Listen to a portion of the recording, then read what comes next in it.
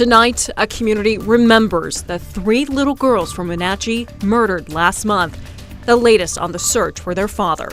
Summer's here, but the forecast disagrees. We've got a cool, wet weekend ahead. Everybody realize that it's fire season, and it can happen to anybody. And we're still tracking that fire that prompted evacuations south of Spokane tonight. We hear from one of the people forced to leave their home. Thanks for being here with us tonight for the KREM 2 Night Report. I'm Cody Proctor. We begin more with that somber night in Wenatchee as the community mourns 3 little girls. There, the people who loved Peyton, Evelyn, and Olivia Decker came together to honor their lives. They're the 3 young girls who were found dead after their father did not bring them home from a parental visit. That man, Travis Decker, still on the run tonight. He's now been on the run for nearly 3 weeks. Authorities have been combing Chelan and Kittitas counties where they believe he is hiding. And investigators say their focus is shifting here into the Tiana Way Trail system on the Kittitas County side of the mountains. Some information that had popped up was just that they were seeing signs of potentially somebody in that area. They're not sure it is Mr. Decker. Says the reality is Decker can't stay hidden forever. It's a massive search, but they believe Decker will make a mistake. And when he does, he says they'll be ready. We'll bring you more on that memorial service later tonight. This afternoon, dozens of families evacuated their homes after the Keiny fire broke out south of Spokane. Those evacuations dropped only hours ago. KREM 2's Connor McAvoy was out there and shows us tonight how close the flames came to some of the homes. I'm sitting on a property near Keiny Road, just south of Spokane County. You can see some of the remnants of a few acre fire that happened here, literally in a resident's own backyard. A split second. I just didn't think twice. Was all Mark Clear needed to spring into action. I just got her in the car, grabbed the dog, and we went up to the neighbors up on the hill up there and just waited to see what was going to happen from there. He wasn't the only one keeping a close eye after emergency officials issued on Friday afternoon level 3 and 2 evacuations for several people living along Highway 195. Crews with Spokane County Fire District 3 first arrived on scene. As the fast-moving wildland fire burned, fire crews from several agencies responded, including Spokane County Fire Districts 3 and 8, Spokane Fire, and the Department of Natural Resources. Firefighters say the sheer number of crews helped contain the fire. In all, just under 10 acres. District 3 Fire Chief Cody Rohrbach says the weather's proved to be both a blessing and at times a curse. Obviously with the winds today, challenging conditions, the temps are down, humidity's up. That's helping a little bit, but the winds certainly pushing the fire around. The cause of the fire remained unknown as of Friday night. Firefighters say while the fire isn't moving any further, they're taking time mopping up the burned area, making sure the ground is cold to the touch.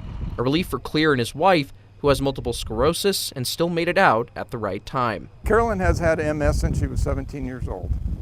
And she can walk with a walker, but she needs the wheelchair. He says as the 2 of them and their home are still standing, they're thankful the fire stopped just at the right spot, knowing they're some of the lucky ones. Her sister lost her house in the Gray Fire last year, or 2 years ago. So we feel very fortunate to have everything still standing. Everybody realize that it's fire season. Connor McAvoy. It can happen to anybody. KREM 2 News. Connor, thank you so much. And in southern Idaho, crews are gaining ground on 2 wildfires burning outside Pocatello. The Pocatello Fire Department says evacuation orders have been lifted for the West Clark Fire in Pocatello's West Bench area. It burned more than 230 acres, and at last check is now 40% contained. Meanwhile, the Bureau of Land Management says the Rock Creek fire burned about 50 acres and is 70% contained. Investigators are still working to figure out what caused both of these fires. And today we saw temperatures that certainly didn't feel quite summer-like. Chief Meteorologist Jeremy Legoo has a first look at your forecast tonight. Clouds and cooler temperatures took over early today, and that's a sign of things to come as we head through the weekend. What is likely is that we also wind up seeing some rain, and those temperatures drop even more. Wind remains a factor each and every day. We have that low moving almost directly overhead, and what that means is the atmosphere is just going to constantly be under some sort of turmoil. A few showers earlier today preceded what will be a more widespread round moving through this weekend. Saturday likely starts out with a few light showers up in the mountains, but by Saturday afternoon, I think it's pretty safe to say we get a round of scattered showers moving through much of eastern Washington and North Idaho. I don't necessarily believe it's going to be as heavy as it looks out in central Washington, and I don't think those storms stick around as long as some of the forecast models might suggest, but I think seeing the rain in this forecast model is a good sign of things to come.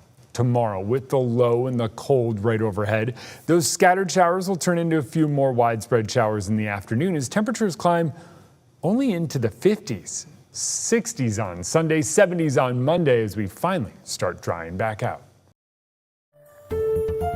Jeremy, thank you so much. Time right now for your Night Beat with a quick look at today's top stories. A Spokane man faces rape and kidnapping charges after prosecutors say he assaulted a 12-year-old girl. Prosecutors accuse Chad Torres of arranging to meet up with her on Snapchat. They then say he forced her into a pickup truck, raped her, and dumped her at a park nearby. Investigators were able to identify Torres using a combination of vehicle information and location data from Snapchat. Torres is being held on $500,000 bail. He'll be back in court July 1st. This week marks 2 years since 2 people were killed at the Beyond Wonderland concert at the Gorge. The festival returns tomorrow, and WSP stepping up patrols to keep people safe. The Washington State Patrols say they use high visibility enforcement patrols to make sure officers are in the right spots at the right time.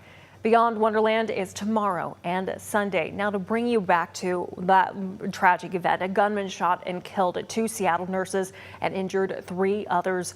The victims were 26-year-old Brandy Escamilla and 29-year-old Jocelyn Ruiz. The shooting traumatized festival attendees and led to the 2-day festival being cut short. It was definitely like a deep, like kind of mourning. 2 beautiful girls that were so young, so in love in their relationship, and just they're taken too soon. The accused gunman is James Kelly. He was an active member of the military at the time and had allegedly taken mushrooms before the attack. He's scheduled to go to trial in July. Since the shooting, Live Nation, the company who held the festival, and the security companies who worked the festival were sued for wrongful death. And a provision for the Republicans' proposed budget bill could allow the sale of millions of acres of protected federal land. It would be across 11 western states, including Washington, Oregon, and Idaho, and impact places like Mount Hood and Crater Lake. It would open up about 5 million acres of land in Washington and nearly 22 million acres in Oregon. Conservationists warn these sales could permanently alter iconic landscapes. Imagine a view from the rim of Crater Lake where, again, there is no expansive forest, but rather a patchwork of developed lands that have been auctioned off to the highest bidder. Democratic lawmakers are against the idea, saying it would create housing for billionaires, not regular people. And that's it for your Night Beat tonight. For more on any of these stories, head to our website, KREM.com. Today, amid the deepening conflict between Israel and Iran over Iran's nuclear program, President Donald Trump took part in a national security meeting at the White House. It comes a day after the president said he'll decide within 2 weeks whether the U.S. will attack Iran's nuclear facilities. This as Iran's foreign minister met for negotiations with European leaders in Switzerland. For Israel, Prime Minister Benjamin Netanyahu said the war with Iran will last as long as it takes to achieve his country's goals. Also to come on KREM 2 News tonight, FEMA rejects the governor's appeal after they denied giving federal aid to the areas hit by last year's destructive bomb cyclone.